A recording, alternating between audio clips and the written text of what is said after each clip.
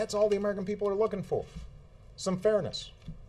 I can't tell you how many letters and emails I get, including from Republican voters, who say, look, we know that neither party is blameless when it comes to how this debt and deficit developed. There's been a lot of blame to spread around. But we sure hope you don't just balance the budget on the backs of seniors. We sure hope that we're not slashing our commitment to make sure kids can go to college. We sure hope that we're not suddenly throwing a bunch of poor kids off the Medicaid rolls so they can't get basic preventative services that keep them out of the emergency room. That's all they're looking for, is some fairness. Now, what you're going to hear, I suspect, is, well, you know, if the Senate is prepared to pass the cap, cut, and balance bill, the Republican plan, then somehow we can solve this problem. That's serious debt reduction. It turns out, actually, that the plan that Speaker Boehner and I were talking about was comparable in terms of deficit reduction. The difference was that we didn't put all the burden on the people who are least able to protect themselves, who don't have lobbyists in this town, who don't have lawyers working on the tax code for them.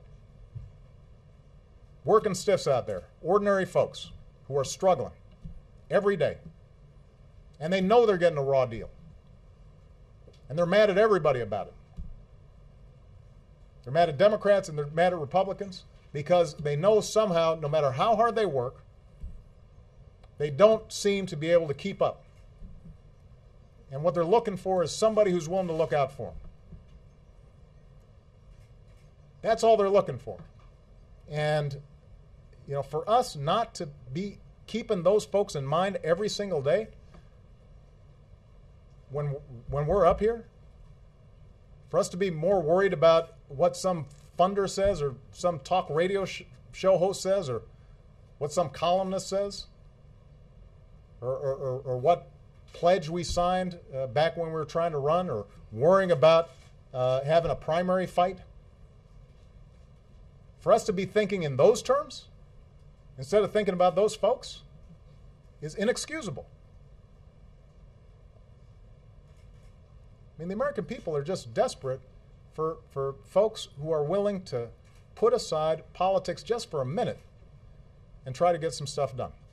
So when Nora asked, or somebody else asked, you know, why was I willing to go along with a deal that wasn't optimal from my perspective?